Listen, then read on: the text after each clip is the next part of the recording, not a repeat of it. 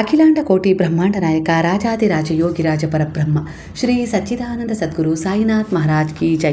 ಗುರುವಿನ ಪಾದಾರವಿಂದಗಳಿಗೆ ವಂದಿಸುತ್ತಾ ನಮಸ್ತೆ ಸ್ನೇಹಿತರೆ. ಗುರುವಿನ ಮಾರ್ಗದರ್ಶನ, ರಕ್ಷಣೆ, ಭಗವಂತನ ದಯೆ, ಪ್ರೇಮದಲ್ಲಿ ನೀವು ಸಂರಕ್ಷಿಸಲ್ಪಡ್ತಾ ಇದ್ದೀರಾ. ನಾನು ಕೂಡ ಅದೇ ರೀತಿ ಪ್ರಾರ್ಥನೆಯನ್ನು ಮಾಡ್ತಾ ಇವತ್ತಿನ ರೀಡಿಂಗ್ ಶುರು ಮಾಡ್ತಿದ್ದೀನಿ. ಸ್ನೇಹಿತರೆ, ಈ ದಿನದ ಟ್ಯಾರೋ ಎನರ್ಜಿ ತುಂಬ ದಿವ್ಯವಾಗಿದೆ. ಕೆಲವೊಮ್ಮೆ ನೀವು ದೇವರನ್ನು ದೇವಸ್ಥಾನದಲ್ಲಿ ಹುಡುಕ್ತಿರಲ್ವ, ಆದರೆ ಇಲ್ಲಿ ಗುರು ಹೇಳೋದೇ ಬೇರೆ.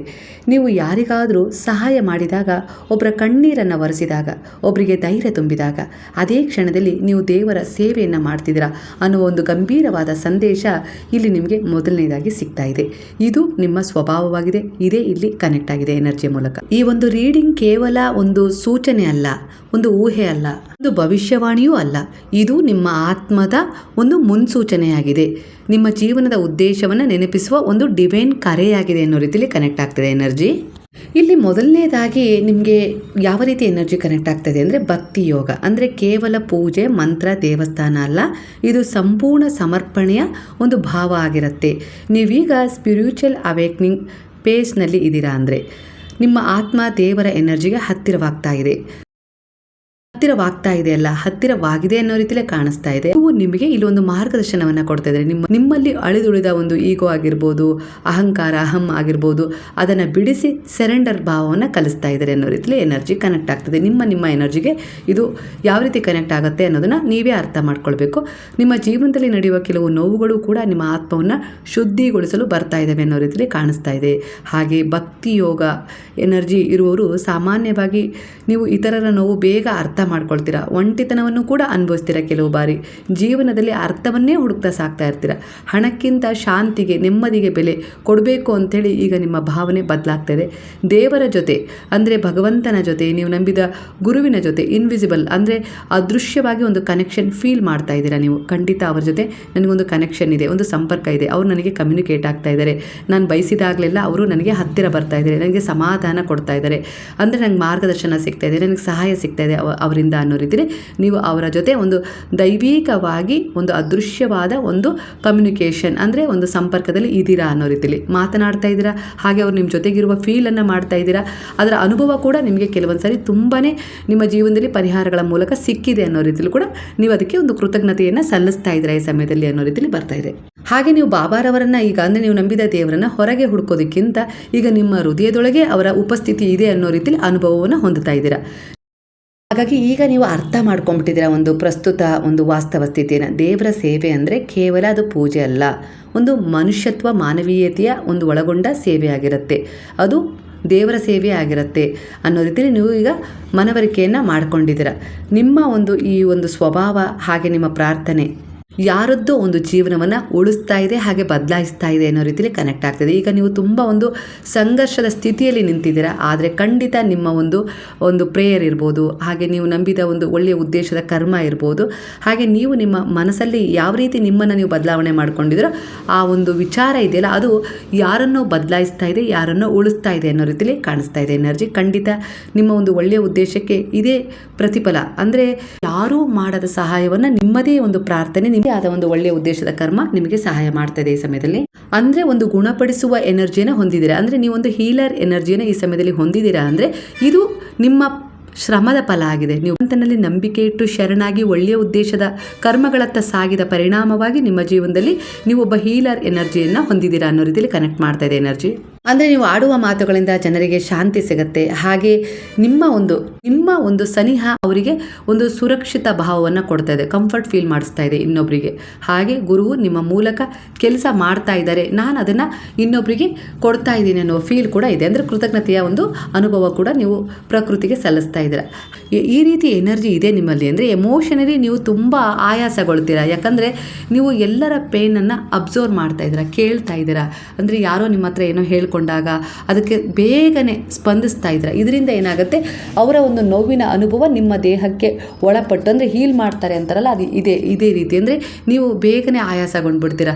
ಎಲ್ಲೋ ಹೋಗಿ ಸುತ್ತಾಟ ಮಾಡಿ ಎಲ್ಲೋ ನಿಮ್ಮ ಒಂದು ಪಾಸಿಟಿವ್ ಎನರ್ಜಿ ಇನ್ನೊಬ್ಬರಿಗೆ ಕನೆಕ್ಟ್ ಆಗಿ ಅವರು ಹೀಲ್ ಆದ ತಕ್ಷಣ ನಿಮಗೆಲ್ಲೋ ಒಂದು ರೀತಿಯಲ್ಲಿ ಆಯಾಸ, ಮತ್ತೆ ಅದನ್ನು ನೀವು ಪುನರ್ಚೇತನಗೊಳಿಸ್ಕೊಳ್ಬೇಕು. ಮತ್ತೆ ಬೆಳಗ್ಗೆ ಒಂದು ಸ್ನಾನ, ಪುಣ್ಯ ಸ್ನಾನ ಆಗಿರ್ಬೋದು, ಹಾಗೆ ಭಗವಂತನ ಧ್ಯಾನ ಆಗಿರ್ಬೋದು, ಒಂದು ನಾಮ ಜಪ ಆಗಿರ್ಬೋದು, ಇವೆಲ್ಲವೂ ಮತ್ತೆ ನಿಮಗೆ ಮತ್ತೆ ಒಂದು ಹೈ ಎನರ್ಜಿ ಅಂದರೆ ಪಾಸಿಟಿವ್ ಎನರ್ಜಿ ಎನರ್ಜಿನ ನಿಮ್ಮಲ್ಲಿ ತುಂಬಿಸುತ್ತೆ. ಅಂದರೆ ನೀವು ಯಾರಿಗೆ ಒಂದು ಎನರ್ಜಿಯನ್ನು ಕೊಟ್ಟಿದ್ರೋ ಆ ಎನರ್ಜಿ ಮತ್ತೆ ನೀವು ಪಡ್ಕೊಳ್ಬೇಕು ಅಂದರೆ ದಿನನಿತ್ಯ ಒಂದು ಪೂಜೆ, ಒಂದು ಪ್ರಾರ್ಥನೆ, ಒಂದು ಸಂಕಲ್ಪ, ಒಂದು ನಾಮಸ್ಮರಣೆ ಇರಲೇಬೇಕು. ಅದಕ್ಕೋಸ್ಕರನೇ ದಿನನಿತ್ಯ ಇದರ ಅಗತ್ಯ ಇದೆ. ಇದು ಕೂಡ ನಿಮಗೆ ಈಗಾಗಲೇ ಅರ್ಥ ಆಗಿದೆ ಅನಿಸುತ್ತೆ.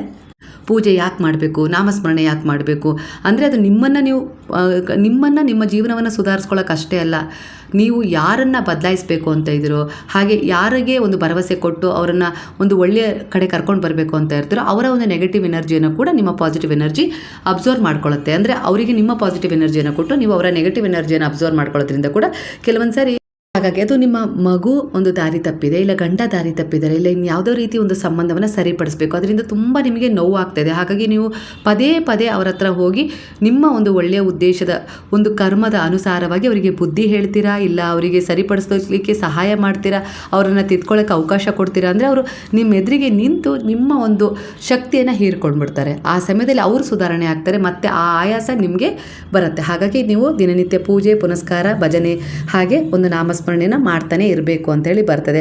ಹಾಗೆ ಇದು ಸೇವೆಯ ಮನೋಭಾವ ಆಗಿದ್ದರೂ ಕೂಡ ನಿಮ್ಮ ಆತ್ಮವನ್ನು ಕೂಡ ನೀವು ಕಾಪಾಡಿಕೊಳ್ಳುವ ನಿಟ್ಟಿನಲ್ಲಿ ನೀವು ಸುರಕ್ಷಿತವಾದ ಒಂದು ಎನರ್ಜಿಯಲ್ಲಿ ಇರಲೇಬೇಕು. ಅದು ಗುರುವಿನ ಶರಣ ಅಂದರೆ ಭಗವಂತನ ಧ್ಯಾನ, ಸ್ಮರಣೆ.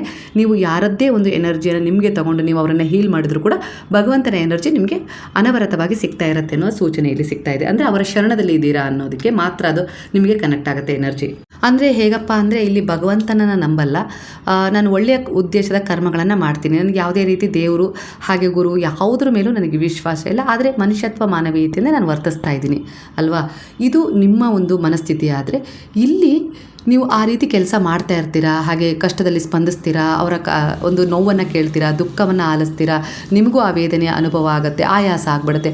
ಈ ಸಮಯದಲ್ಲಿ ನಿಮ್ಮನ್ನು ನೀವು ಹೇಗೆ ಮಾಡ್ಕೊಳ್ಬೇಕು ಅಂತೇಳಿ ಗೊತ್ತಾಗೋದಿಲ್ಲ. ನೀವೊಬ್ಬ ಒಳ್ಳೆಯ ಮನುಷ್ಯನೇ, ನಿಮ್ಮದು ಉತ್ತಮ ಸೇವೆನೇ, ಆದರೆ ಗೊತ್ತಾಗ್ತಾ ಇಲ್ಲ. ಆದರೆ ಇಲ್ಲಿ ನಿಮಗೆ ಅದೇ ಗುರುವಿನ ಶರಣ ಆಗಿರ್ಬೋದು, ಭಗವಂತನ ಶರಣ ಆಗಿರ್ಬೋದು ಬೇಕು. ಯಾಕಂದರೆ ನಿಮ್ಮ ಒಂದು ನೆಗೆಟಿವ್ ಎನರ್ಜಿ ನೀವು ಇನ್ನೊಬ್ಬರಿಗೆ ಒಳ್ಳೆಯದನ್ನು ಮಾಡಿದ್ದು, ಹಾಗೆ ನಿಮ್ಮಲ್ಲಿ ಆ ಆಯಾಸವನ್ನು ಉಂಟು ಮಾಡಿಕೊಂಡಿದ್ದೀರಾ ಅಂದರೆ ಅದನ್ನು ಹೀಲ್ ಮಾಡೋದು ಆ ಭಗವಂತ ಮಾತ್ರ. ಹಾಗಾಗಿ ಅವರ ಶಕ್ತಿಗೆ ನೀವು ಒಂದು ಪೂಜೆ, ನಾಮಸ್ಮರಣೆ ಹಾಗೆ ಒಂದು ಒಳ್ಳೆಯ ಒಂದು ಸಂಕಲ್ಪದ ಮೂಲಕ ಕನೆಕ್ಟ್ ಆಗಬೇಕು ಅನ್ನೋ ರೀತಿಯಲ್ಲಿ ಬರ್ತದೆ. ಒಂದು ದೀಪಾರಾಧನೆ ಮಾಡಿದರೂ ಕೂಡ ಆ ದೀಪದ ಬೆಳಕು ನಿಮ್ಮ ಒಂದು ನೆಗೆಟಿವ್ ಎನರ್ಜಿ, ಅವರಲ್ಲಿ ಏನು ನಿಮ್ಮ ಒಂದು ಎನರ್ಜಿಯನ್ನು ಅವ್ರು ಹೀರ್ಕೊಂಡಿರ್ತಾರಲ್ಲ ಆ ನೆಗೆಟಿವ್ ಎನರ್ಜಿಯನ್ನು ಹೋಗಿಸಿ ಮತ್ತೆ ಅದು ಒಂದು ಪಾಸಿಟಿವ್ ಎನರ್ಜಿನ ವೈಬನ್ನು ನಿಮಗೆ ತಂದುಕೊಡುತ್ತೆ. ಅಂದರೆ ನಿಮ್ಮ ಸುತ್ತ ಇರೋ ಒಂದು ಪ್ರಭಾಮಂಡಲವನ್ನು ಅವರವನ್ನು ಮತ್ತೆ ಹೆಚ್ಚು ಬೆಳಕಿನಿಂದ ಪ್ರಕಾಶಮಾನಗೊಳಿಸುತ್ತೆ. ಆ ಶಕ್ತಿ ನಿಮ್ಮಲ್ಲಿದ್ದಾಗ ಮತ್ತೆ ನೀವು ಬೆಳಗ್ಗೆ ಮತ್ತೆ ಅದೇ ಉತ್ಸಾಹದಿಂದ ಜೀವನ ನಡೆಸ್ತೀರಾ. ಇದರ ಅವಶ್ಯಕತೆ ನಿಮಗಿದೆ. ಯಾಕಂದರೆ ನೀವು ಆ ರೀತಿ ಸ್ವಭಾವ ಇದೆ ನಿಮ್ಮಲ್ಲಿ. ಯಾರಾದರೂ ಏನಾದರೂ ನೋವಲ್ಲಿ ಹೇಳ್ಕೊಂಡಾಗ, ಇಲ್ಲ ದುಃಖದಲ್ಲಿದ್ದಾಗ ಅವ್ರಿಗೆ ಸಹಾಯ ಮಾಡೋದು, ಅವ್ರಿಗೆ ಸ್ಪಂದಿಸೋದು, ಭಾವನಾತ್ಮಕವಾಗಿ ಅವ್ರಿಗೆ ಭರವಸೆ ಕೊಡೋದು, ಅವ್ರ ಕಷ್ಟಕ್ಕಾಗೋದು, ಈ ರೀತಿ ಎಲ್ಲ ಮಾಡ್ತೀರಾ. ಅದರಿಂದ ನಿಮ್ಗೆ ಎಲ್ಲೋ ಒಂದು ರೀತಿಯಲ್ಲಿ ಆಯಾಸ ಆಗುತ್ತೆ. ನಿಮಗೆ ಗೊತ್ತಾಗದೇ ಇರ್ಬೋದದು, ಆದರೆ ಖಂಡಿತ ಆಯಾಸ ಆಗುತ್ತೆ. ಒಂದೊಂದು ಸರಿ ತುಂಬ ಆಲಸ್ಯ ಮೂಡ್ದಂಗೆ ಆಗುತ್ತೆ, ಇಲ್ಲ ಸೋಮಾರಿತನ ಮೂಡ್ದಂಗೆ ಆಗುತ್ತೆ, ಇಲ್ಲ ಅಂದರೆ ಏನೂ ಕೆಲಸ ಮಾಡಲಿಕ್ಕೆ ಮನಸ್ಸಾಗೋದಿಲ್ಲ, ಪದೇ ಪದೇ ಮಲಗೋದು, ಈ ರೀತಿ ಎಲ್ಲ ಆಗ್ತಾ ಇದೆ ಅಂದರೆ ಖಂಡಿತ ನಿಮ್ಮ ಎದುರಿಗಿರೋರು ನಿಮ್ಮ ಒಂದು ಪಾಸಿಟಿವ್ ಎನರ್ಜಿಯನ್ನು ಹೀರ್ಕೊಂಡಿರ್ತಾರೆ. ಇಲ್ಲ ನೀವು ಅವರಿಗೆ ಭರವಸೆ ಕೊಡಬೇಕು, ಆದರೆ ಅವರ ದುಃಖದಲ್ಲಿ ಪಾಲ್ಗೊಂಡಾಗ ಈ ರೀತಿಯಾಗಿ ಎನರ್ಜಿ ಎಕ್ಸ್ಚೇಂಜ್ ಆಗಿರುತ್ತೆ. ಹಾಗಾಗಿ ನಿಮಗೆ ಆಯಾಸ ಕಾಡ್ತಾ ಇರುತ್ತೆ. ಆಯಾಸವನ್ನು ನೀವು ರಿಮೂವ್ ಮಾಡ್ಕೊಳ್ಬೇಕು ಅಂದರೆ ಒಂದು ಒಳ್ಳೆಯ ಸ್ನಾನ ಇರಬೇಕು. ಅಂದರೆ ಒಂದು ಸ್ವಲ್ಪ ಕಲ್ಲುಪ್ಪು, ಇಲ್ಲ ಅರಿಶಿನ ಈ ರೀತಿಯಾಗಿ ಒಂದು ಹಾಕ್ಕೊಂಡು ಸ್ನಾನ ಮಾಡಬೇಕು. ಸ್ನಾನ ಆದ ತಕ್ಷಣ ಒಂದು ದೇವರ ನಾಮಸ್ಮರಣೆ ಇರಬೇಕು. ಹಾಗೆ ನಿಮ್ಮ ಒಂದು ಹಣೆಯ ಮಧ್ಯ ಒಂದು ಕುಂಕುಮವನ್ನು ಇಡಬೇಕಾದ್ರೆ, ಇಲ್ಲ ಒಂದು ಭಸ್ಮವನ್ನು ಇಡ್ತಿರೋ, ಉದಿಯನ್ನು ಇಡ್ತಿರೋ ಆ ಸಮಯದಲ್ಲಿ ಅದನ್ನು ಪ್ರೆಸ್ ಮಾಡಬೇಕು. ಆಗ ಅಲ್ಲಿ ಮತ್ತೆ ಒಂದು ಆ ಚಕ್ರ ಆ್ಯಕ್ಟಿವೇಟ್ ಆಗಿ ನಿಮ್ಮನ್ನು ಹೀಲ್ ಮಾಡುತ್ತೆ. ಅಂದರೆ ಆ ಶಕ್ತಿ, ಹೀಲ್ ಮಾಡುವ ಶಕ್ತಿಯನ್ನು ಮತ್ತೆ ನೀವು ಪಡ್ಕೊಳ್ತೀರ. ಹಾಗೆ ನಿಮ್ಮಲ್ಲಿರುವ ಒಂದು ನೆಗೆಟಿವಿಟಿ ದೂರ ಆಗುತ್ತೆ. ಯಾಕಂದರೆ ಆ ರೀತಿ ಮಾಡಿದಾಗ ನಾವು ಅದನ್ನು ಹೇಗೆ ಹೀಲ್ ಮಾಡ್ಕೊಳ್ಬೇಕು ಅನ್ನೋದು ನಿಮ್ಮ ಪ್ರಶ್ನೆ ಆಗಿತ್ತು. ಅದಕ್ಕೆ ಉತ್ತರ ಈ ಎನರ್ಜಿಯ ಮೂಲಕವೇ ನಿಮಗೆ ಕನೆಕ್ಟ್ ಆಗಿದೆ ಅನಿಸುತ್ತೆ.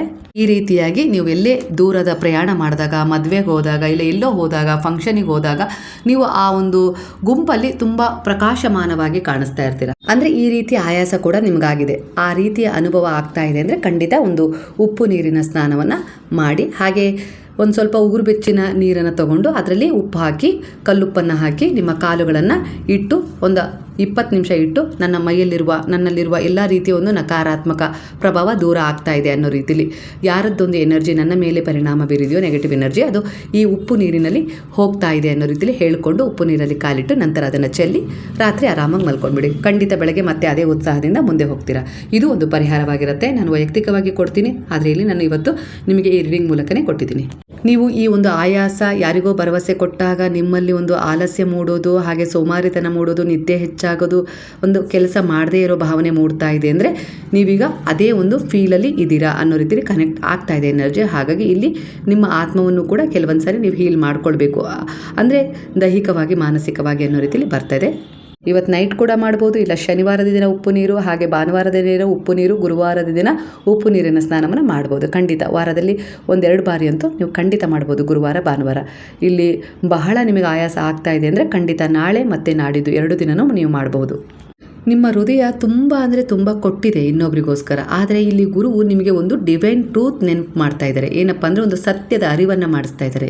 ಅಂದರೆ ನೀವು ತುಂಬ ಕೊಡೋ ಸ್ವಭಾವವನ್ನು ಹೊಂದಿದ್ದೀರಾ, ಅದಕ್ಕೋಸ್ಕರ ನಿಮಗೆ ವ್ಯಾಲ್ಯೂ ಸಿಗ್ತಾ ಇಲ್ಲ ಅಂತೇಳಿ ಅನ್ನಿಸ್ಬೋದು ಅನ್ನೋ ರೀತಿಯಲ್ಲಿ ಕಾಣಿಸ್ತಾ ಇದೆ. ಇಲ್ಲಿ ನೀವು ಅವರಿಗಿಂತ ಭಿನ್ನವಾದ ಒಂದು ಅನುಭವವನ್ನು ಹೊಂದುತ್ತಾ ಇದ್ದೀರಾ ಅಂದರೆ ಇದು ನಿಮ್ಮ ದುರ್ಬಲತೆ ಅಲ್ಲ, ಇದು ನಿಮ್ಮ ಆತ್ಮದ ಸೆನ್ಸಿಟಿವಿಟಿ ಅನ್ನೋ ರೀತಿಯಲ್ಲಿ ಕಾಣಿಸ್ತಾ ಇದೆ. ಅಂದರೆ ಸೂಕ್ಷ್ಮತೆ. ಭಗವಂತ ಆ ಗುರುವು ನಿಮ್ಮ ಒಂದು ಒಳ್ಳೆಯ ಒಂದು ಉತ್ತಮವಾದ ನಡೆಯನ್ನು ನೋಡ್ತಾ ಇದ್ದಾರೆ. ಏನೂ ಕೂಡ ಇಲ್ಲಿ ವ್ಯರ್ಥ ಆಗಿಲ್ಲ. ಖಂಡಿತ ಸಮಯಕ್ಕೆ ಅನುಗುಣವಾಗಿ ಎಲ್ಲವೂ ಬದಲಾಗತ್ತೆ.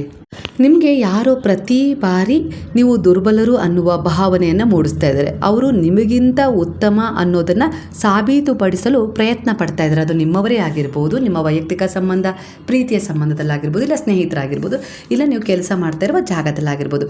ಒಟ್ಟಾರೆಯಾಗಿ ನಿಮ್ಮನ್ನು ದುರ್ಬಲರು ಅನ್ನೋ ರೀತಿಲಿ ನೀವೇ ಒಪ್ಕೊಂಡ್ಬಿಡ್ಬೇಕು. ಆ ರೀತಿ ಭಾವನೆ ನಿಮಗೆ ಬರಬೇಕು ಅನ್ನೋ ರೀತಿಲಿ ಅವರು ನಿಮಗೆ ಒಂದು ಫೀಲ್ ಮಾಡಿಸ್ತಾ ಇದ್ದಾರೆ, ಸಾಬೀತುಪಡಿಸಲು ಪ್ರಯತ್ನಿಸ್ತಾ ಇದ್ದಾರೆ. ಅಂದರೆ ನಿಮಗಿಂತ ಅವರೇ ಉತ್ತಮರು ಅನ್ನೋ ರೀತಿಯಲ್ಲಿ ಸಾಬೀತುಪಡಿಸ್ಕೊಳ್ತಾ ಇದ್ದಾರೆ. ನೀವು ಆಡುವ ಮಾತನ್ನು ಅರ್ಧಕ್ಕೆ ನಿಲ್ಲಿಸೋದು, ಮುಂದೆ ಅವರು ಮುಂದುವರಿಸೋದು ಆ ಮಾತನ್ನು. ಅಂದರೆ ನೀವೇನೇ ಒಂದು ಕೆಲಸ ಮಾಡಿದ್ರು, ಸಾಧನೆ ಮಾಡಿದ್ರು, ಅದೇನೂ ಅಲ್ಲ ಅನ್ನೋ ರೀತಿಲಿ ನೋಡೋದು. ಒಟ್ಟಾರೆಯಾಗಿ ಅವರೆದುರಿಗೆ ನೀವೇನೂ ಅಲ್ಲ ಅನ್ನೋ ರೀತಿಲಿ ಅನುಭವ ಮಾಡಿಸ್ತಾ ಇದ್ದಾರೆ. ಯಾವುದೇ ಜಗಳವಿಲ್ಲದೆ ಅವರ ಈ ಒಂದು ಅಹಂಕಾರದ ವರ್ತನೆಯನ್ನು ನೀವು ಕೂಡ ಮುರಿಯುವ ಪ್ರಯತ್ನ ಮಾಡ್ತಾ ಇದ್ದೀರಾ. ಆದರೆ ಅದು ನಿಮಗೆ ತಿಳಿತಾ ಇಲ್ಲ. ಹೇಗಪ್ಪ ಅಂದರೆ ಅಹಂಕಾರ ಮತ್ತು ಆತ್ಮವಿಶ್ವಾಸದಲ್ಲಿ ಬಹಳ ಅಂತರವಿದೆ. ನಿಮ್ಮಲ್ಲಿ ಆತ್ಮವಿಶ್ವಾಸವಿದೆ, ನೀವು ಹಾಗಾಗಿ ಶಾಂತವಾಗಿರ್ತೀರಾ, ಬೇರೆಯವರಿಗೆ ಮಾತನಾಡುವ ಅವಕಾಶವನ್ನು ಕೊಡ್ತೀರಾ. ನಾನೇನು ಅನ್ನೋದನ್ನು ಸಾಬೀತುಪಡಿಸಿಕೊಳ್ಳುವ ಅವಶ್ಯಕತೆ ಇಲ್ಲ, ನಾನು ಅದನ್ನು ಕೆಲಸದ ಮೂಲಕ ತೋರಿಸೋಣ ಅನ್ನೋ ರೀತಿಲಿ ನೀವು ಮುಂದೆ ಹೋಗ್ತಾ ಇದ್ದೀರಾ. ಅಂದರೆ ನಿಮ್ಮ ಒಳ್ಳೆಯತನ ಈ ರೀತಿ ಇದೆ. ಅದೇ ಆ ವ್ಯಕ್ತಿ, ನಿಮ್ಮ ಎದುರಿಗಿರುವ ವ್ಯಕ್ತಿ, ನೀವು ಅವರನ್ನು ಸಾಬೀತುಪಡಿಸ್ಕೊಳ್ಳೋಕ್ಕೆ ಪ್ರಯತ್ನ ಪಡ್ತಿದ್ದಾರೆ. ಹಾಗಾಗಿ ಅವರು ನಿಮ್ಮನ್ನು ಕೆಳಮಟ್ಟದಲ್ಲಿ ನೋಡಲು ಬಯಸ್ತಾ ಇದ್ದಾರೆ. ನಿಮ್ಮ ಬಗ್ಗೆ ಪದೇ ಪದೇ ತಪ್ಪನ್ನು ಹುಡುಕ್ತಾ ಇದ್ದಾರೆ. ತಪ್ಪಾದ ಮಾತುಗಳನ್ನು ಆಡುವ ಮೂಲಕ ನಿಮ್ಮನ್ನು ನಿಂದಿಸ್ತಾ ಇದ್ದಾರೆ, ಅವಮಾನಿಸ್ತಾ ಇದ್ದಾರೆ. ಪ್ರತಿ ಕ್ಷಣ ನಾನೇ ಸರಿ ಅನ್ನೋ ರೀತಿಯಲ್ಲಿ ತೋರಿಸಿಕೊಳ್ಳಲು ಪ್ರಯತ್ನಿಸ್ತಾ ಇದ್ದಾರೆ. ಇದು ಆತ್ಮವಿಶ್ವಾಸ ಅಲ್ಲ. ಅಂದರೆ ನಿಮ್ಮದು ಆತ್ಮವಿಶ್ವಾಸ ಪಾಸಿಟಿವ್ ಆಗಿದ್ದೀರಾ, ಹಾಗೆ ಆತ್ಮವಿಶ್ವಾಸದಿಂದ ಕೂಡಿದ್ದೀರಾ, ಶಾಂತವಾಗಿದ್ದೀರಾ, ಒಂದೇ ಸರಿ ಜಗಳ ಕೇಳಿತಾ ಇಲ್ಲ ಮರು ಮಾತನಾಡಿ ಅವ್ರಿಗೆ ನೋವು ಕೊಡೋ ಉದ್ದೇಶನೂ ನಿಮ್ಮದಲ್ಲ.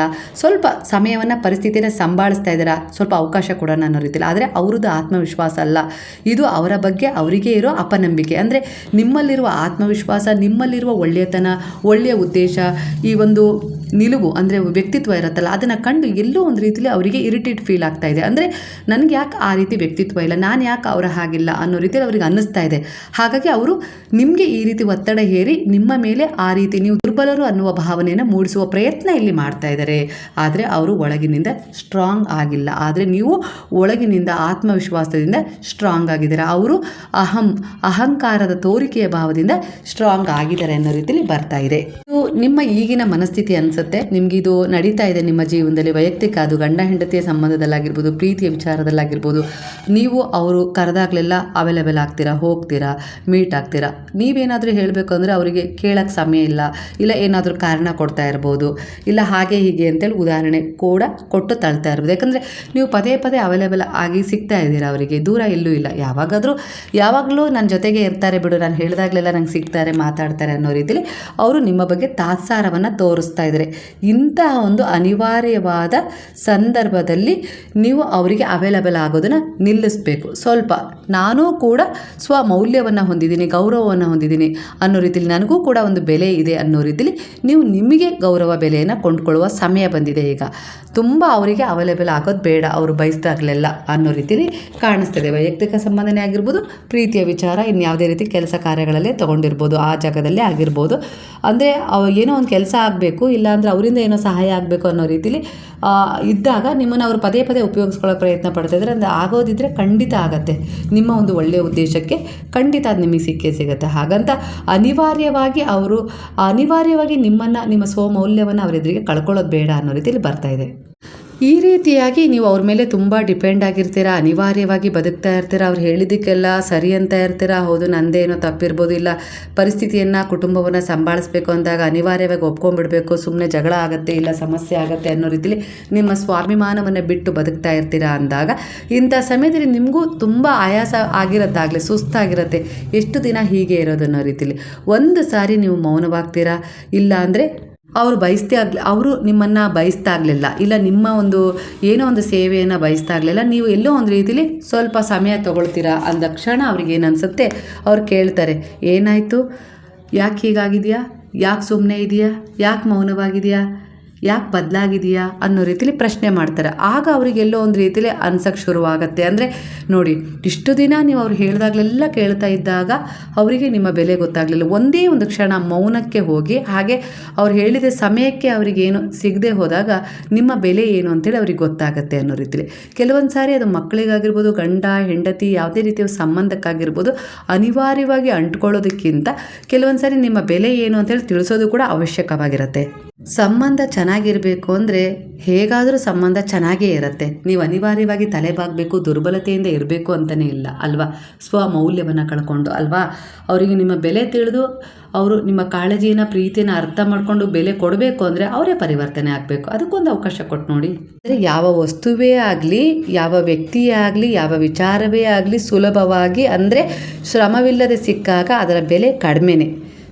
ಯಾವುದೇ ಆಗಿರಲಿ ಅವರಿಗೆ ಅನ್ನಿಸ್ತದೆ, ಇವ್ರು ಯಾವಾಗಲೂ ನನ್ನ ಇಚ್ಛೆಯಂತೆ ನಡೀತಾರೆ, ನಂಗೆ ಸಿಗ್ತಾರೆ ಅನ್ನೋ ರೀತಿಲಿ ಅವ್ರು ನಿಮ್ಮನ್ನು ತಾತ್ಸಾರ ಮಾಡಿ ಅವ್ರು ಎಲ್ಲ ರೀತಿಯಲ್ಲಿ ಅವರ ಕೆಲಸ ಕಾರ್ಯಗಳನ್ನೆಲ್ಲ ಮುಗಿಸ್ಕೊಂಡು ನಂತರ ನಿಮ್ಮ ಒಂದು ಸನಿಹವನ್ನು ಬಯಸ್ತಾರೆ ಅನ್ನೋ ರೀತಿಲಿ ಕಾಣಿಸ್ತಾ ಇದೆ. ಹಾಗಾಗಿ ನಿಮ್ಮ ಬೆಲೆನೇ ಕಡಿಮೆ ಮಾಡ್ತಾ ಇದೆ. ನೀವು ಅಂದ್ಕೊಳ್ಬೋದು, ಇಲ್ಲ ಅಂದರೆ ಅವ್ರು ನನ್ನನ್ನು ಬಿಟ್ಟು ಹೋಗ್ಬೋದು, ದೂರ ತಳ್ಬೋದು, ಇಲ್ಲ ಬೇರೆ ಯಾವುದ್ಯಾವುದೋ ರೀತಿಯಲ್ಲಿ ಬದಲಾಗ್ಬೋದು ಅನ್ನೋ ರೀತಿಯಲ್ಲಿ. ಖಂಡಿತ ಆ ರೀತಿ ಆಗೋದಿಲ್ಲ. ಅವರ ದುರ್ಬಲತೆಯನ್ನು ನಿಮ್ಮ ಮೇಲೆ ಹೇರ್ತಾ ಇದ್ದಾರೆ. ಅವ್ರು ನೀವಿಲ್ಲದೆ ಇರೋಕ್ಕಾಗೋದಿಲ್ಲ. ಅವರಿಗೆ ನಿಮ್ಮ ಬೆಲೆ, ನಿಮ್ಮ ಕಾಳಜಿ, ನಿಮ್ಮ ಪ್ರೀತಿ ಬೇರೆಯವ್ರು ಯಾರೂ ಕೊಡೋಕ್ಕೆ ಸಾಧ್ಯ ಇಲ್ಲ ಅನ್ನೋದು ಸತ್ಯ ಗೊತ್ತಿದೆ. ಆದರೆ ಅದನ್ನು ಅವ್ರು ಹಿಡಿತದಲ್ಲಿ ಇಟ್ಕೊಳ್ಳೋಕೆ ಪ್ರಯತ್ನ ಪಡ್ತಾ ಇದ್ದಾರೆ. ಈ ರೀತಿಯಾಗಿ ನಿಮ್ಮ ಮೇಲೆ ದುರ್ಬಲತೆಯನ್ನು ಹೇರಿ ಅನ್ನೋ ರೀತಿಯಲ್ಲಿ ಬರ್ತಾ ಇದೆ. ಹಾಗಾಗಿ ಇಲ್ಲಿ ನಿಮ್ಮ ಸ್ವಮೌಲ್ಯವನ್ನು ಕೂಡ ಸ್ವಲ್ಪ ಸ್ವಲ್ಪ ನೀವು ಕಂಡುಕೊಳ್ತಾ ಬಂದಾಗ ನಿಮ್ಮ ಬೆಲೆ ಗೊತ್ತಾಗುತ್ತೆ. ನಿಮ್ಮ ಬೆಲೆ ನೀವು ಸ್ವಲ್ಪ ತಿಳ್ಕೊಂಡಾಗ ನಿಮಗೂ ಎಲ್ಲೋ ಒಂದು ರೀತಿಯಲ್ಲಿ ಜೀವನ ಮಾಡಲಿಕ್ಕೆ ಉತ್ಸಾಹ ಬರುತ್ತೆ. ಇಲ್ಲ ಅಂದರೆ ಅನಿವಾರ್ಯವಾಗಿ ಕೆಲವೊಂದ್ಸರಿ ಜೀವನದಲ್ಲಿ ಜಿಗುಪ್ಸೆ ತರ್ತದೆ. ಈ ರೀತಿಯ ಒಂದು ಸ್ಟೇಜಲ್ಲಿ ನೀವು ನಿಂತಿದ್ದೀರಾ, ಹಂತದಲ್ಲಿ ಇದ್ದೀರಾ. ಹಾಗಾಗಿ ಇಲ್ಲಿ ಒಂದು ತಿರುವು ನಿಮಗೆ ಸಿಗ್ಬೋದು ಈ ರೀತಿ ಒಂದು ಪರಿವರ್ತನೆ ಮಾಡಿಕೊಂಡಾಗ. ಅಂದರೆ ನಿಮ್ಮ ಸುತ್ತ ಒಂದು ಬೌಂಡ್ರೀಸ್ ಅಂತ ಇಟ್ಕೊಳ್ಳಿ. ಅಂದರೆ ಆ ಬೌಂಡ್ರಿಯಲ್ಲಿ ಯಾರು ಬೇಕಾದರೂ ನುಗ್ಬೋದು ಅನ್ನೋ ರೀತಿಲಿ ಇಟ್ಕೋಬೇಡಿ ಅನ್ನೋ ರೀತಿಲಿ ಬರ್ತಾ ಇದೆ. ಅಂದರೆ ನಿಮ್ಮ ಸುತ್ತ ಒಂದು ಗಡಿ ಅನ್ನೋದು ಇಲ್ಲ ಅಂದಾಗ ಅಲ್ಲಿ ನೀವು ಕಲಿಸೋಕ್ಕಾಗೋದಿಲ್ಲ. ಕೇವಲ ಬರೀ ನಿಮಗೆ ಏನಾದರೂ ಬೆಲೆ ಕಲಿಸ್ಲಿಕ್ಕೆ ಇಲ್ಲ ತುಚ್ಛವಾಗಿ ಕಾಣಲಿಕ್ಕೆ ಕೆಲವು ಪ್ರಯತ್ನ ಪಡ್ತಾರೆ ಅನ್ನೋ ರೀತಿಲಿ ಕಾಣಿಸ್ತಾ ಇದೆ ಎನರ್ಜಿ. ನಿಮ್ಮ ಈಗಿನ ಸ್ಥಿತಿ, ವಾಸ್ತವ ಪರಿಸ್ಥಿತಿ ನೀವು ಅಂದ್ಕೊಂಡಿರ್ಬೋದು, ನಾನು ಅವ್ರ ಜೊತೆ ತುಂಬ ಚೆನ್ನಾಗಿದ್ದೀನಿ, ಆ ಜನರು ನನ್ನನ್ನು ಬಿಡೋದಿಲ್ಲ, ಹೇಳಿದಾಗಲೆಲ್ಲ ಸಹಕರಿಸ್ತೀನಿ, ಖಂಡಿತ ಅವರು ನನಗೆ ಬೆಲೆ ಅರ್ಥ ಮಾಡ್ಕೊಂಡಿದ್ದಾರೆ ಅಂಥೇಳಿ ನೀವು ಅಂದ್ಕೊಳ್ಬೋದು. ಅವ್ರು ನನ್ನನ್ನು ಬಿಡೋದಿಲ್ಲ ಅಂಥೇಳಿ ನೀವು ಅಂದ್ಕೊಳ್ಬೋದು. ಆದರೆ ಸತ್ಯ ಏನಪ್ಪ ಅಂದರೆ ಸಮಯ ಮೀರಿ ಅಂದರೆ ಎಲ್ಲ ರೀತಿಯ ಸಮಯದಲ್ಲೂ ಅವರಿಗೆ ಅವೈಲೇಬಲ್ ಆಗಿರೋದ್ರಿಂದ, ಪ್ರತಿಸ್ಪಂದಿಸ್ತಾ ಇರೋದ್ರಿಂದ ನಿಮ್ಮ ಬೆಲೆ ಕಡಿಮೆನೇ. ಹಾಗಾಗಿ ಪ್ರತಿದಿನ ನಿಮ್ಮ ಜೀವನದಲ್ಲಿ ಒಂದು ಅವಕಾಶ ಅಂತೂ ಇದ್ದೇ ಇರುತ್ತೆ ನೀವು ನಿಮ್ಮನ್ನು ಸರಿಪಡಿಸ್ಕೊಳ್ಳೋಕ್ಕೆ. ಅಂದರೆ ಕೆಲವರು ನೋವು ಕೊಡ್ಬೋದು, ಕೆಲವರು ನಿಮ್ಮನ್ನು ಉಪಯೋಗಿಸ್ಕೊಳ್ಬೋದು, ಬೆಲೆ ಕೊಡದೇ ಇರ್ಬೋದು. ಅದನ್ನು ಸುಧಾರಿಸ್ಕೊಳ್ಳೋಕ್ಕೆ, ಸಂಭಾಳಿಸ್ಕೊಳ್ಳೋಕ್ಕೆ ನೀವು ಸ್ವಲ್ಪ ಏನಾದರೂ ಪ್ರಯತ್ನ ಪಡಬೇಕು. ನಿಮ್ಮ ಆತ್ಮದ ಉದ್ದೇಶ ನೀವು ಅದನ್ನು ಅರ್ಥ ಮಾಡ್ಕೊಳ್ಬೇಕು. ಅಷ್ಟೊಂದು ಅನಿವಾರ್ಯವಾಗಿ ಬದುಕಬಾರ್ದು ಅನ್ನೋ ರೀತಿಲಿ ಕಾಣಿಸ್ತಿದೆ ಎನರ್ಜಿ. ಬೇರೆ ಯಾರಿಗೂ ಅದನ್ನು ತೋರಿಸ್ಲಿಕ್ಕೆ ಅಲ್ಲದೆ ಇದ್ದರೂ ನಿಮಗೆ ನೀವು ಅದನ್ನು ಒಂದು ಒಳ್ಳೆ ರೀತಿಲಿ ತೊಗೊಳಕ್ಕೆ, ಅಂದರೆ ನನಗೂ ಕೂಡ ಒಂದು ಅರ್ಥ ಇದೆ, ಬೆಲೆ ಇದೆ, ಸ್ವಮೌಲ್ಯ ಇದೆ, ಗೌರವ ಇದೆ ಅನ್ನೋ ರೀತಿಲಿ ನಿಮಗೆ ನೀವಾದರೂ ಕಲ್ತ್ಕೊಳ್ಬೇಕಲ್ಲ, ಸಮಾಧಾನ ಪಡ್ಕೊಳ್ಬೇಕಲ್ಲ. ಯಾಕಂದರೆ ಆ ಉತ್ಸಾಹ ನಾಳೆಯ ಬದುಕಿಗೆ ದಾರಿ ಆಗುತ್ತೆ ಅನ್ನೋ ರೀತಿಲಿ ಬರ್ತಿದೆ. ಅಂದರೆ ಕೆಲವೊಮ್ಮೆ ನೀವೆಲ್ಲರನ್ನ ಪ್ರೀತಿಸ್ತೀರಾ, ಆದರೆ ನಿಮ್ಮನ್ನೇ ಮರೆತು ಬಿಡ್ತೀರಾ. ಅಷ್ಟರ ಮಟ್ಟಿಗೆ ಇನ್ನೊಬ್ಬರ ಮೇಲೆ ನೀವು ಡಿಪೆಂಡ್ ಆಗಿರ್ತೀರಾ. ಕಾಳಜಿ, ಪ್ರೀತಿ ಎಲ್ಲ ತೋರಿಸ್ತೀರಾ, ನಿಮ್ಮನ್ನು ಮರೆಯುವಷ್ಟು ಅನ್ನೋ ರೀತಿಲಿ ಬರ್ತದೆ. ಹಾಗಾಗಿ ಅಂದರೆ ಇಲ್ಲಿ ಒಂದು ಮೆಸೇಜ್ ಸಿಗ್ತಾ ಇದೆ ಗುರುವಿನಿಂದ. ನಿಮಗಾಗಿ ನಿಜವಾಗಿಯೂ ಏನು ಉದ್ದೇಶಿಸುತ್ತಿರುತ್ತಲ್ಲ ಅದು ಯಾವ ವಿಚಾರದಲ್ಲಿ ತಡವಾದರೂ ನಿಮ್ಮನ್ನು ಹುಡುಕಿಕೊಂಡು ಬಂದೇ ಬರುತ್ತೆ ಅನ್ನೋ ರೀತಿಲಿ ಇಲ್ಲಿ ಒಂದು ಎನರ್ಜಿ ನಿಮಗೆ ಕನೆಕ್ಟ್ ಮಾಡ್ತಾ ಇದ್ದಾರೆ ಗುರುವು. ಹಾಗೆ ಇಲ್ಲಿ ಆತುರ ಬಿಡು, ಆಸಕ್ತಿ ಬಿಡು, ನಿಯಂತ್ರಣ ಬಿಡು. ನಿನ್ನದಾಗಿರುವುದು ನಿನ್ನಿಂದ ತಪ್ಪಿಸಿಕೊಳ್ಳೋದೇ ಇಲ್ಲ ಅನ್ನೋ ರೀತಿಲಿ ಗುರುವು ಒಂದು ಭರವಸೆಯನ್ನು ಕೊಡ್ತಾ ಇದ್ದಾರೆ. ನೀವು ಕೆಲವೊಮ್ಮೆ ಜೀವನದಲ್ಲಿ ತುಂಬ ಓಡ್ತಾ ಇದ್ದೀರಾ, ಏನನ್ನು ಪಡ್ಕೊಳ್ಳೋಕ್ಕೆ ಅನ್ನೋದೇ ನಿಮಗೆ ಗೊತ್ತಾಗ್ತಾ ಇಲ್ಲ. ಕೆಲವರನ್ನು ಹಿಡಿದುಕೊಳ್ಳಲು, ಕೆಲವು ಕನಸುಗಳನ್ನು ಉಳಿಸಿಕೊಳ್ಳಲು, ಕೆಲವು ಸಂಬಂಧಗಳನ್ನು ಕಳೆದುಕೊಳ್ಬಾರ್ದು ಅಂತ ಹೇಳಿ. ಆತ್ಮಕ್ಕೆ ಗೊತ್ತಿರುವ ಒಂದು ಸತ್ಯ ಇದೆ, ನಿಮಗಾಗಿ ಉದ್ದೇಶಿಸಿರುವುದು ಅಂದರೆ ನಿಮಗೋಸ್ಕರ ಏನು ಅಂತ ಇದೆಯೋ ನಿಮ್ಮನ್ನು ಯಾವತ್ತೂ ಕೂಡ ಬಿಟ್ಟು ಹೋಗೋದಿಲ್ಲ. ಅದಕ್ಕೋಸ್ಕರ ನೀವು ಹಿಡಿದುಕೊಳ್ಳೋದು ಬೇಡ, ಉಳಿಸ್ಕೊಳ್ಳೋ ರೀತಿಯಲ್ಲಿ ಹೊಡೆದಾಡೋದು ಬೇಡ, ಅಂದರೆ ಆ ಸಂಬಂಧ ಕಳೆದು ಹೋಗುತ್ತೆ ಅನ್ನೋ ರೀತಿಯಲ್ಲಿ ಚಿಂತೆ ಮಾಡೋದು ಬೇಡ ಅನ್ನೋ ರೀತಿಯಲ್ಲಿ ಬರ್ತಾ ಇದೆ. ನೀವು ಒಂದು ಸ್ವಾಭಿಮಾನದಲ್ಲಿ ಅಂದರೆ ನಿಮ್ಮದೇ ಆದ ಒಂದು ವ್ಯಕ್ತಿತ್ವದಲ್ಲಿ ಇರಬೇಕು. ಇಲ್ಲ ಅಂದರೆ ನೀವು ಏನು ಹಿಡ್ಕೊಳ್ಳೋಕೆ ಅಂತೇಳಿ ಪ್ರಯತ್ನಿಸ್ತಾ ಇದ್ದೀರಲ್ಲ, ಅದು ನಿಮ್ಮನ್ನು ನೋಯಿಸುತ್ತೆ, ನಿಮ್ಮನ್ನು ಅವಮಾನಿಸುತ್ತೆ, ನಿಮ್ಮನ್ನು ನಿಂದಿಸುತ್ತೆ ಅನ್ನೋ ರೀತಿಯಲ್ಲಿ ಬರ್ತದೆ. ನಿಮ್ಗೆ ಬೆಲೆನೇ ಕೊಡೋದಿಲ್ಲ ಅನ್ನೋ ರೀತಿಯಲ್ಲಿ ಕಾಣಿಸ್ತಾ ಇದೆ. ಹಾಗಾಗಿ ನಿಮಗೆ ಸೇರಿದ್ದು ನೀವು ಬಿಡ್ತಾ ಇದ್ರೂ ಕೂಡ ನಿಮ್ಮ ಒಳಗೆ ಬಂದೇ ಬರುತ್ತೆ, ಅದು ನನ್ನ ವಚನ ಅನ್ನೋ ರೀತಿಯಲ್ಲಿ ಗುರು ಹೇಳ್ತಾ ಇದ್ದಾರೆ. ಅಂದರೆ ನಿಮ್ಗೇನು ಸೇರಿದೆಯೋ ಅದು ಕಳೆದು ಹೋಗ್ತಾ ಇದೆ ಅನ್ನೋ ಭಯ ಬೇಡ, ಚಿಂತೆ ಬೇಡ, ಯಾರೋ ಅದನ್ನು ಕಬಳಿಸ್ಕೊಳ್ತಾ ಇದ್ದಾರೆ ಅನ್ನೋದು ಬೇಡ, ಅದು ದೂರ ಸರಿತಾ ಇದೆ ಅನ್ನೋದು ಆತಂಕನೂ ಬೇಡ. ನನ್ನ ಶರಣದಲ್ಲಿದ್ದೀರಾ, ಖಂಡಿತ ನಿಮ್ಮ ನಿಲುವಿನೊಂದಿಗೆ ನೀವು ನಿಂತರೆ ಖಂಡಿತ ನಿಮ್ಮದೇನೋ ಅದು ನಿಮ್ಮವರಿಗೂ ಬಂದೇ ಬರುತ್ತೆ. ನಾನು ತಲುಪಿಸ್ತೀನಿ, ಅದರ ಜವಾಬ್ದಾರಿ ನನ್ನದು ಅನ್ನೋ ರೀತಿಯಲ್ಲಿ ಗುರು ಹೇಳ್ತಾ ಇದ್ದಾರೆ. ಭಗವಂತನ ಶಕ್ತಿ ಆಗಿರ್ಬೋದು, ಯೂನಿವರ್ಸ್ ಶಕ್ತಿ ಆಗಿರ್ಬೋದು, ಗುರುವಿನ ಶಕ್ತಿ ಆಗಿರ್ಬೋದು, ಒಂದು ಬಲವಂತದ ಮೂಲಕ ಕೆಲಸ ಮಾಡೋದಿಲ್ಲ, ಒಂದು ನಂಬಿಕೆ ಶರಣಾಗತಿಯ ಮೂಲಕ ಕೆಲಸ ಮಾಡುತ್ತೆ ಅನ್ನೋ ರೀತಿಯಲ್ಲಿ ಬರ್ತಾ ಇದೆ ಎನರ್ಜಿ. ಹಾಗಾಗಿ ನೀವು ಶಾಂತಿ ಆದಾಗ ನಿಮ್ಮ ಆತ್ಮದ ಫ್ರೀಕ್ವೆನ್ಸಿಗೆ ಸರಿ ಹೊಂದುವುದು ನಿಮ್ಮ ಜೀವನಕ್ಕೆ ಖಂಡಿತ ಬರುತ್ತೆ. ಹಾಗಾಗಿ ಚಿಂತೆಯನ್ನು ಬಿಟ್ಬಿಡಿ, ಹಿಂಬಾಲಿಸೋದನ್ನು ಬಿಟ್ಬಿಡಿ, ನಿಮ್ಮ ಆತ್ಮಕ್ಕೆ ಸೇರಿದ್ದು ನಿಮ್ಮನ್ನು ಹುಡುಕಿಕೊಂಡು ಬಂದೇ ಬರುತ್ತೆ. ನಂಬಿಕೆ ಇಡಿ, ಪ್ರಾರ್ಥನೆ ಮಾಡಿ. ನಿಮ್ಮ ಪ್ರಾರ್ಥನೆಗೆ ಅಂತ ಶಕ್ತಿ ಇದೆ. ಒಬ್ಬರನ್ನು ಬದಲಾಯಿಸುವ ಶಕ್ತಿ ಇದೆ, ಒಬ್ಬರಿಗೆ ರಕ್ಷಣೆ ಕೊಡುವ ಶಕ್ತಿ ಇದೆ, ಒಬ್ಬರನ್ನು ಉಳಿಸುವ ಶಕ್ತಿ ಇದೆ, ಒಬ್ಬರನ್ನು ಬದಲಾಯಿಸುವ ಶಕ್ತಿ ಇದೆ ಅನ್ನೋ ರೀತಿಯಲ್ಲಿ ಗುರು ಹೇಳ್ತಾ ಇದ್ದಾರೆ. ಪ್ರೀತಿಯ ವಿಚಾರವೇ ಆಗಿರ್ಬೋದು, ಅವರು ಮೊದಲು ನಿಮ್ಮನ್ನು ಪ್ರೀತಿ ಮಾಡಿದರು, ಈಗ ಅಂತರದಲ್ಲಿದೆ, ಯಾರೋ ಮಧ್ಯ ಪ್ರವೇಶ ಮಾಡಿ ಅದರಲ್ಲಿ ಬಿರುಗಾಳಿ ಎಬ್ಸಿದ್ದಾರೆ. ಖಂಡಿತ ನಿಮ್ಮದೇ ಅದು ಪ್ರೀತಿ. ನಿಮ್ಮ ಪ್ರಾರ್ಥನೆಗೆ ಅನುಗುಣವಾಗಿ, ನಿಮ್ಮ ವ್ಯಕ್ತಿತ್ವಕ್ಕೆ ಅನುಗುಣವಾಗಿ ಸ್ವಲ್ಪ ಸಮಯ ತಗೊಳ್ಬೋದು, ಆದರೆ ನಿಮ್ಮೆಡೆಗೆ ಅದು ಮರಳಿ ಬಂದೇ ಬರುತ್ತೆ. ಶಾಶ್ವತವಾಗಿ ಒಂದು ಪಾಠ ಕಲಿತು ಅನ್ನೋ ರೀತಿಯಲ್ಲಿ ಗುರು ಹೇಳ್ತಿದ್ದಾರೆ. ಹಾಗೆ ಒಂದು ಅವಕಾಶ ಆಗಿರ್ಬೋದು, ಅದು ಕೈ ತಪ್ಪಿ ಹೋಗಿದೆ, ಇಲ್ಲ ಯಾರೋ ಕಿತ್ಕೊಳ್ತಾ ಇದ್ದಾರೆ, ಯಾರೋ ಅದರಲ್ಲಿ ಒಂದು ಕುತಂತ್ರ ನಡೆಸ್ತಾ ಇದ್ದಾರೆ, ಇದು ಯಾವುದೂ ನಡೆಯೋದಿಲ್ಲ. ಅವಕಾಶ ನಿಮಗೆ ಒದಗಿ ಬರಬೇಕಾ, ನಿಮಗೆ ಸಿಗಬೇಕಾ, ಅದು ನಿಮಗೋಸ್ಕರ ಡಿಸರ್ವ್ ಆಗಿದೆಯಾ, ನಿಮ್ಮ ಒಂದು ಕರ್ಮದ ಉದ್ದೇಶದ ಪುಣ್ಯದ ಪ್ರಕಾರ ಅದು ನಿಮಗೆ ಸೇರುತ್ತೆ. ಎಷ್ಟೇ ಅಡೆತಡೆ ಆದರೂ ಸ್ವಲ್ಪ ಸಮಯ ತಗೊಳ್ಬೋದು. ಅವರಿಗೊಂದು ಪಾಠ, ನಿಮಗೊಂದು ಪರೀಕ್ಷೆಯಾಗಿ, ಆದರೆ ಖಂಡಿತ ನಿಮಗೆ ಅದು ಸೇರುತ್ತೆ, ಸಿಗುತ್ತೆ. ಜೀವನದ ಒಂದು ಉದ್ದೇಶವೇ ಆಗಿರ್ಬೋದು, ಅದರ ಕಡೆ ನೀವು ಎಷ್ಟು ಪ್ರಾಮಾಣಿಕವಾಗಿ ಪ್ರಯತ್ನ ಪಟ್ಟಿದ್ದೀರೋ ಅದು ವ್ಯರ್ಥ ಆಗಿರೋದಿಲ್ಲ. ಅದು ಒಂದು ಒಳ್ಳೆಯ ಉದ್ದೇಶವನ್ನು ಪಡ್ಕೊಂಡು ಮತ್ತೆ ಮರಳಿ ನಿಮ್ಮವರಿಗೂ ಬಂದೇ ಬರುತ್ತೆ. ಅಲ್ಲಿವರೆಗೂ ಸ್ವಲ್ಪ ಆ ಕಡೆ ಈ ಕಡೆ ಏರಿಳಿತ ನೀವು ಕಾಣ್ಬೋದು, ಯಾಕಂದರೆ ನಿಮ್ಮ ಪರೀಕ್ಷೆನೂ ಇಲ್ಲ, ಅವರಿಗೊಂದು ಪಾಠವು ಎರಡೂ ಆಗಿರುತ್ತೆ. ಅಂದರೆ ಭಗವಂತ ನಿಮಗೋಸ್ಕರ ಒಂದು ಸಮಯ ಅಂತೇಳಿ ಕೊಟ್ಟಿರ್ತಾರಲ್ಲ, ನೀವು ಯಾರನ್ನು ನಂಬಿರ್ತೀರೋ, ಗುರುವನ್ನು ನಂಬಿರ್ತೀರೋ, ಯಾವ ದೇವರನ್ನು ನಂಬಿದ್ದೀರೋ, ಆ ಒಂದು ಡಿವೈನ್ ಟೈಮಿಂಗ್ ಎಂದಿಗೂ ತಪ್ಪಾಗೋದಿಲ್ಲ ಅನ್ನೋ ರೀತಿಯಲ್ಲಿ ಬರ್ತದೆ. ಖಂಡಿತ ನೀವು ಅವರ ಶರಣದಲ್ಲಿದ್ದೀರಾ ಅಂದರೆ ಅವರು ಸಮಯಕ್ಕೆ ಸರಿಯಾಗಿ ಅದನ್ನು ನಿಮ್ಮ ಬಳಿ ತಂದು ತಲುಪಿಸ್ತಾರೆ. ನಿಮಗಾಗಿ ಭಗವಂತ ಏನನ್ನ ಯೋಜಿಸಿ ಕೊಟ್ಟಿದ್ದಾರೋ ನಿಮ್ಮ ಕರ್ಮಗಳಿಗೆ ಅನುಸಾರವಾಗಿ ಖಂಡಿತ ಅದು ನಿಮ್ಮನ್ನು ಹುಡುಕಿಕೊಂಡು ಬಂದೇ ಬರುತ್ತೆ. ಜೀವನದಲ್ಲಿ ಕೆಲವೊಂದು ವಿಚಾರಗಳನ್ನು ಹಿಂಬಾಲಿಸಿ ಹೋಗಬೇಕು ಅಂತಲೇ ಇಲ್ಲ, ಹಠ ತೊಟ್ಟು ಅದನ್ನು ಪಡ್ಕೊಳ್ಬೇಕು ಅಂತಲೇ ಏನಾದರೂ ಮಾಡೋದಲ್ಲ.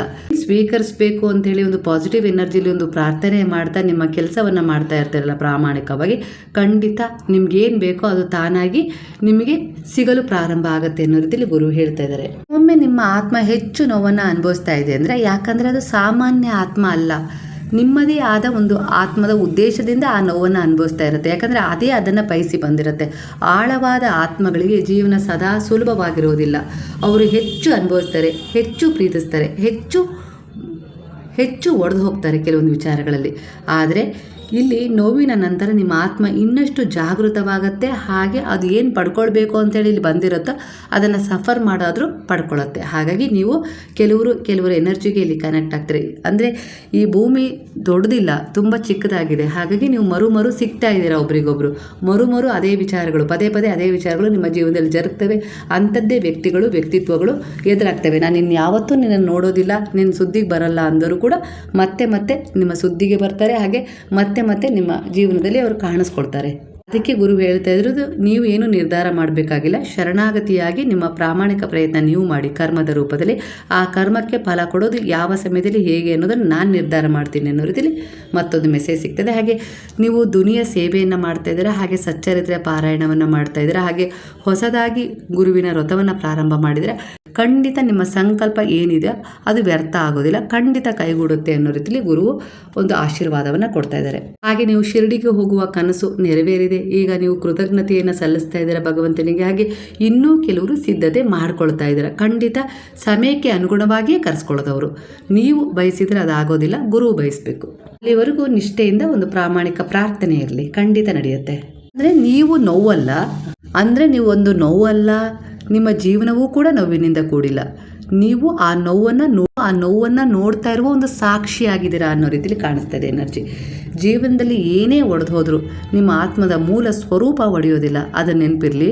ನೀವು ಕಳೆದುಕೊಂಡ ಸಂಬಂಧಗಳಾಗಿರ್ಬೋದು, ನಿಮ್ಮನ್ನು ಅರ್ಥ ಮಾಡಿಕೊಳ್ಳದ ಜನರಾಗಿರ್ಬೋದು, ನಿಮ್ಮ ಮೌನದೊಳಗಿನ ಕಣ್ಣೀರಾಗಿರ್ಬೋದು, ಇವೆಲ್ಲವೂ ನಿಮ್ಮ ಆತ್ಮವನ್ನು ಎಚ್ಚರಿಸಲು ಬಂದ ಪಾಠಗಳಾಗಿರ್ತವೆ. ಹಾಗೆ ಅವುಗಳ ಆಧಾರದ ಮೇಲೆಯೇ ನಿಮ್ಮ ಆತ್ಮ ಕೆಲವೊಂದು ಪುನರಾವರ್ತನೆಯನ್ನು ಮಾಡಿಕೊಂಡು ಬದಲಾವಣೆನ ಕಂಡುಕೊಂಡು ಇಲ್ಲಿ ಏನನ್ನಾದರೂ ಒಂದು ಸಾಧನೆ ಖಂಡಿತ ಮಾಡುತ್ತೆ.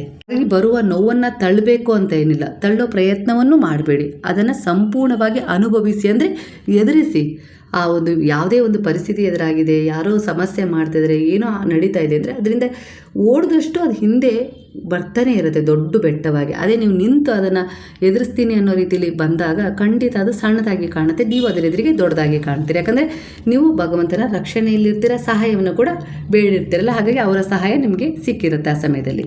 ಹೇಳ್ತಾ ಇದ್ದಾರೆ ಗುರು, ನೋವಿನ ಮಧ್ಯೆ, ಅದೇ ಪರಿಸ್ಥಿತಿಯ ಮಧ್ಯೆ, ಅದೇ ಸಮಸ್ಯೆಯ ಮಧ್ಯೆ ನಿಮ್ಮ ಹೊಸ ಜೀವನದ ಚೇತನ ಹುಟ್ಟುತ್ತೆ. ನೆನಪಿರಲಿ, ಅಂದರೆ ಪರಿಹಾರದ ಮೂಲಕವೇ ನಿಮಗೆ ಹೊಸ ತಿರುವು ಸಿಗುತ್ತೆ. ಅದನ್ನು ಅರ್ಥ ಮಾಡ್ಕೊಳ್ಳಿ. ಹಾಗಾಗಿ ಓಡಬೇಡಿ, ನಿಂತು ಎದುರಿಸಿ.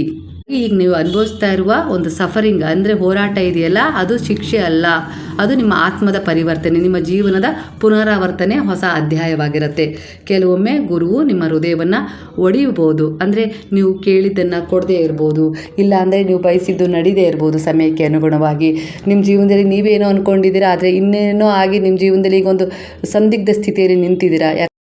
ಏನಾಗುತ್ತೆ ಅನ್ನೋದು ಗೊತ್ತಿರಲಿಲ್ಲ, ಹಿಂದೆ ಏನಾಗಿತ್ತು ನಿಮ್ಮ ಜೀವನದಲ್ಲಿ ಅನ್ನೋದು, ನೀವೇನು ಮಾಡಿದ್ರಿ ಅಂತಲೂ ಗೊತ್ತಿಲ್ಲ. ಆದರೆ ಈ ಪ್ರಸ್ತುತ ವಿಚಾರದಲ್ಲಿ ನಾನು ನಿಮ್ಮನ್ನು ನಂಬಿದೆ, ನನಗೆ ಯಾಕೆ ಹೀಗಾಯಿತು ಅನ್ನೋ ರೀತಿಯಲ್ಲಿ ನೀವು ಪ್ರಶ್ನೆ ಮಾಡ್ತಾ ಇದ್ದೀರಾ. ಆದರೆ ನಿಮ್ಮನ್ನು ಹಿಂದಿನ ಒಂದು ಕೆಟ್ಟ ಅನುಭವಗಳಿಂದ ಹೀಲ್ ಮಾಡ್ತಾ ಇದ್ದಾರೆ, ಮುಂದಿನ ಉತ್ತಮ ಭವಿಷ್ಯಕ್ಕಾಗಿ ಸಿದ್ಧ ಮಾಡ್ತಿದ್ದಾರೆ. ಹಾಗಾಗಿ ಈ ಹಂತದಲ್ಲಿ ಆ ಪರಿಸ್ಥಿತಿನ ಎದುರಿಸು, ಅದರಿಂದ ಹೊರಗೆ ಬಾ, ನಾನು ನಿನ್ನ ಜೊತೆಗಿದ್ದೀನಿ ಅನ್ನೋ ರೀತಿಯಲ್ಲಿ ಇಲ್ಲಿ ನಿಮ್ಮನ್ನು ನಿಲ್ಲಿಸಿದ್ದಾರೆ.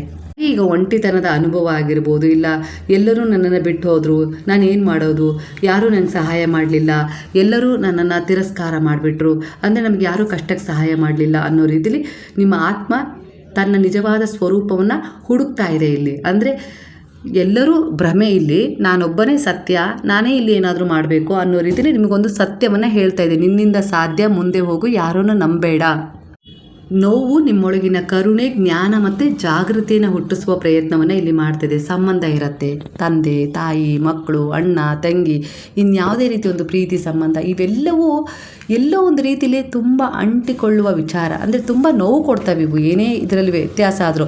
ಅಂದರೆ ಅದು ತುಂಬ ಪ್ರೀತಿ ಅತಿ ಆದರೂ ಅಲ್ಲಿ ಏನೋ ಒಂದು ರೀತಿಯಲ್ಲಿ ಬೇರೆ ರೀತಿಯಲ್ಲಿ ಒಂದು ಪ್ರವೇಶ ಆಗಿ ನೋವಿರುತ್ತೆ. ಅಲ್ಲಿ ಪ್ರೀತಿ ಇಲ್ಲ ಅನ್ನೋ ನೋವು ಕೂಡ ಒಂದೊಂದು ಸರಿ ಕಾಡ್ತಾ ಇರುತ್ತೆ. ಒಟ್ಟಾರೆಯಾಗಿ ಇಲ್ಲಿ ಪ್ರತಿ ಹಂತದಲ್ಲೂ ಒಂದು ಪಾಠ ಇದೆ. ಹಣ ಇದ್ದವರಿಗೆ ಒಂದು ನೋವಾದರೆ ಹಣ ಇಲ್ಲದವರಿಗೆ ಒಂದು ನೋವು ಅನ್ನೋ ರೀತಿಲಿ ಎಲ್ಲವೂ ನಿಮ್ಮೊಳಗಿನ ಮನುಷ್ಯತ್ವ, ಮಾನವೀಯತೆ, ಕರುಣೆ, ದಯೆ, ಪ್ರೇಮ ಹಾಗೆ ಜ್ಞಾನವನ್ನು ಜಾಗೃತಿಗೊಳಿಸುವ ಒಂದು ಕ್ರಿಯೆ ಆಗಿರುತ್ತೆ, ಭಗವಂತನ ಒಂದು ಯೋಜನೆಯಾಗಿರುತ್ತೆ. ಒಟ್ಟಾರೆಯಾಗಿ ಒಂದು ಒಳ್ಳೆಯ ಉದ್ದೇಶವನ್ನು ಹೊಂದಿ ಒಂದು ವಿಶೇಷವಾದ ಸ್ಥಾನಮಾನ, ಗೌರವವನ್ನು ಪಡ್ಕೊಳ್ಬೇಕು ಅಂದರೆ ಅಲ್ಲಿ ಖಂಡಿತ ಆತ್ಮ ತುಂಬ ಸಫರ್ ಮಾಡಲೇಬೇಕಾಗತ್ತೆ. ಇದೇ ಭಗವಂತನ ಯೋಜನೆ. ಯಾಕಂದರೆ ಆ ಒಂದು ಒಳ್ಳೆಯದನ್ನು ನೀವು ಬಯಸ್ತಾ ಇದ್ದೀರಾ, ಕೇಳ್ತಾ ಇದ್ದೀರಾ ಅಂದರೆ ಅದಕ್ಕೆ ಅರ್ಹರಾಗಿಸ್ಬೇಕಲ್ಲ. ಹಾಗಾಗಿ ಈ ಪರೀಕ್ಷೆಗಳನ್ನು ನೀವು ಎದುರಿಸಲೇಬೇಕು. ಕತ್ತಲೆಯನ್ನು ನೋಡಿದ ಆತ್ಮಕ್ಕೆ ಮಾತ್ರ ಬೆಳಕಿನ ನಿಜವಾದ ಅರ್ಥ ಗೊತ್ತಾಗುತ್ತೆ. ಅದರ ಅನುಭವವನ್ನು ಇಲ್ಲಿ ಮಾಡಿಸ್ತಾ ಇದ್ದಾರೆ. ನೀವು ನಿಮ್ಮ ಹೃದಯ ಸಮಯದಲ್ಲಿ ಯಾರಾದರೂ ಹೊಡೆದಿದ್ದಾರೆ, ನೋವು ಕೊಟ್ಟಿದ್ದಾರೆ ಅಂದ ಮಾತ್ರಕ್ಕೆ ನೀವು ದುರ್ಬಲರಾಗಿದ್ದೀರಿ ಅನ್ನೋದಕ್ಕೆ ಸಾಕ್ಷಿ ಅಲ್ಲ ಅದು. ನಿಮ್ಮ ಆತ್ಮ ಇನ್ನಷ್ಟು ಆಳವಾಗ್ತಾ ಇದೆ, ಏನೋ ಕಲಿತಾ ಇದೆ. ನೋವಿನ ನಂತರ ಹುಟ್ಟುವ ಮೌನವೇ ಆತ್ಮದ ನಿಜವಾದ ಜಾಗೃತಿ ಆಗುತ್ತೆ ಅನ್ನೋ ರೀತಿಯಲ್ಲಿ ಅರ್ಥ ಮಾಡ್ಕೊಳ್ತಾ ಇದ್ದೀರಾ, ಹೀಲ್ ಆಗ್ತಾ ಇದ್ದೀರಾ. ಹಾಗೆ ನೀವು ಇನ್ನೊಂದು 4-5 ದಿನದೊಳಗೆ ನಿಮ್ಮ ತಂದೆ ತಾಯಿಗೆ ಏನಾದರೂ ಒಂದು ಚಿಕ್ಕ ಉಡುಗೊರೆ ಕೊಟ್ಟರೆ ತುಂಬ ಒಳ್ಳೆಯದು. ಯಾವುದೇ ಕೆಲಸದಲ್ಲಿ ಅಡೆತಡೆ ಆಗಿದೆ ಅಂತೇಳಿ ನೀವು ಅಂದ್ಕೊಳ್ತಿದ್ರು, ಆ ಕೆಲಸದಲ್ಲಿ ಅಡೆತಡೆ ದೂರ ಆಗುತ್ತೆ. ಅದು ಒಂದು ಬೆಳ್ಳಿಯ ಗೆಜ್ಜೆ ಆಗಿರ್ಬೋದು, ಇಲ್ಲ ಉಂಗುರ ಆಗಿರ್ಬೋದು, ಬಟ್ಟೆ ಆಗಿರ್ಬೋದು, ಇಲ್ಲ ಅಂದರೆ ನಿಮ್ಮ ತಂದೆ ತಾಯಿಗೆ ನೀವೇ ನಿಮ್ಮ ಕೈಯಾರೆ ಹಾಲು ತಗೊಂಡೋಗಿ ಅದಕ್ಕೆ ಕಾಯಿಸಿ ಅದಕ್ಕೆ ಸ್ವಲ್ಪ ಕೇಸರಿ ದಳಗಳನ್ನು ಮಿಶ್ರಣ ಮಾಡಿ ಮಿಶ್ರಣ ಮಾಡಿ ಪ್ರೀತಿಯಿಂದ ನಗ್ನಗ್ತಾ ಅವ್ರ ಜೊತೆ ಮಾತನಾಡ್ತಾ ಆ ಹಾಲನ್ನು ಕೊಟ್ಟರೆ ಆಯಿತು. ಇದು ಕೂಡ ನಿಮ್ಮ ಕೆಲಸದಲ್ಲಿ ಯಾವ ಅಡ್ಡಿ ಆತಂಕ ಕಾಡ್ತಾ ಇದೆ, ಏನೋ ಅಂದ್ಕೊಂಡಿದ್ದಾಗ್ತಾ ಇಲ್ಲ, ತಳಮಳ, ಗಡಿಬಿಡಿ, ಒತ್ತಡ ಹೆಚ್ಚಾಗ್ತದೆ, ಮಾನಸಿಕವಾಗಿ ದೈಹಿಕವಾಗಿ ಏನೋ ಒಂದು ರೀತಿಯಲ್ಲಿ ನಿಮಗೆ ಒಂದು ಸ್ಥಿತಿ ಕಳೆದು ಹೋಗ್ತಾ ಇದೆ ಅಂದವರಿಗೆ ಖಂಡಿತ ಒಳ್ಳೆಯದಾಗತ್ತೆ. ನೀವು ಅಂದ್ಕೊಳ್ಬೋದು ನಮ್ಮ ತಂದೆ ತಾಯಿನೇ ನನಗೆ ಸ್ಪಂದಿಸ್ತಾ ಇಲ್ಲ, ಅರ್ಥ ಮಾಡ್ಕೊಳ್ತಾ ಇಲ್ಲ, ಅವರ ಕರ್ಮ ಅದಾಗಿರಲಿ. ನೀವು ಏನು ಮಾಡಬೇಕೋ ನೀವು ಧರ್ಮದ ರೂಪದಲ್ಲಿ ಮಾಡಿ, ಅದೇ ಧರ್ಮ ನಿಮ್ಮನ್ನು ಕಾಯುತ್ತೆ. ಇದು ನಿಮಗೆ ಒಂದು ಋಣ ತೀರಿಸಿಕೊಳ್ಳುವ ಅವಕಾಶ ಸಿಗ್ತಾ ಇದೆ. ಹುಣ್ಣಿಮೆ ಒಳಗೆ ಮಾಡಿಕೊಂಡ್ರೂ ಒಳ್ಳೆಯದೇ. ಬರ್ತಾ ಇರುವ ಹುಣ್ಣಿಮೆಯ ದಿನ ಮಾಡ್ಕೊಳ್ಬೋದು, ಇಲ್ಲ ಅದರ ಮರುದಿನ ಕೂಡ ಮಾಡ್ಕೊಳ್ಬೋದು. ಒಟ್ಟಾರೆಯಾಗಿ ಇದೊಂದು ತುಂಬ ಬಹುದೊಡ್ಡ ಪರಿವರ್ತನೆಗೆ ಕಾರಣ ಆಗುತ್ತೆ. ನಿಮಗಿದು ಮೇಲ್ನೋಟಕ್ಕೆ ಇದರ ಒಂದು ರಿಸಲ್ಟ್ ಕಾಣದೇ ಇರ್ಬೋದು, ಆದರೆ ಖಂಡಿತವಾಗಿ ಅದೃಶ್ಯವಾಗಿ ನಿಮ್ಮ ಜೀವನದಲ್ಲಿರುವ ಅನೇಕ ರೀತಿಯ ಅಡೆತಡೆ, ಮಾನಸಿಕ ಒತ್ತಡ, ನೋವನ್ನು ಖಂಡಿತ ಕಡಿಮೆ ಮಾಡುತ್ತೆ. ಅದರ ನಂತರ ನಿಮಗೆ ಇದರ ಅನುಭವ ಹಾಗೆ ಆಗುತ್ತೆ. ಖಂಡಿತ ನಿಮ್ಗೆ ಏನು ಸಿಗಬೇಕೋ ಅದು ಗುರುವು ದಕ್ಕಿಸಿಕೊಡುವ ವಚನವನ್ನು ಕೊಟ್ಟಿದ್ದಾರೆ. ಖಂಡಿತ ಅದೇ ವಿಚಾರದ ಮೇಲೆ ಮ್ಯಾನಿಫೆಸ್ಟ್ ಮಾಡಿ, ಅದೇ ನಿಮ್ಮ ಕರ್ಮ ನಿಮ್ಮನ್ನು ರಕ್ಷಿಸುತ್ತೆ ನಿಮ್ಮ ಉದ್ದೇಶಕ್ಕೆ ಅನುಗುಣವಾಗಿ. ಇವತ್ತಿನ ರೀಡಿಂಗ್ ನಿಮ್ಮ ಎನರ್ಜಿಗೆ ಕನೆಕ್ಟ್ ಆಗಿ ನಿಮ್ಮನ್ನು ಹೀಲ್ ಮಾಡಿದರೆ, ಗೈಡ್ ಮಾಡಿದರೆ, ಹಾಗೆ ಪ್ರೊಟೆಕ್ಟ್ ಎನರ್ಜಿಯಲ್ಲಿ ನಿಮ್ಮನ್ನು ಇಡುವ ರೀತಿಯಲ್ಲಿ ಕೆಲವು ಸೂಚನೆಗಳು ನಿಮಗೆ ಸಿಕ್ಕಿದರೆ ಗುರುವಿಗೆ ಕೃತಜ್ಞತಾಪೂರ್ವಕವಾಗಿ ಸಾಯಿರಾಮ್ ಅಂತೇಳಿ ಕಾಮೆಂಟ್ ಮಾಡೋದನ್ನು ಮರಿಬೇಡಿ. ಹಾಗಾದರೆ ಈಗ ಎಲ್ಲರೂ ಸೇರಿ ಹೇಳೋಣ, ಹರೇ ರಾಮ ರಾಮ ರಾಮ ಹರೇ ಹರೇ, ಹರೇ ಕೃಷ್ಣ ಕೃಷ್ಣ ಕೃಷ್ಣ ಹರೇ ಹರೇ, ಹರೇ ಸಾಯಿ ಸಾಯಿ ಸಾಯಿ ಹರೇ ಹರೇ, ಹರೇ ಬಾಬಾ ಬಾಬಾ ಬಾಬಾ ಹರೇ ಹರೇ, ಹರೇ ದತ್ತ ದತ್ತ ದತ್ತ ಹರೇ ಹರೇ.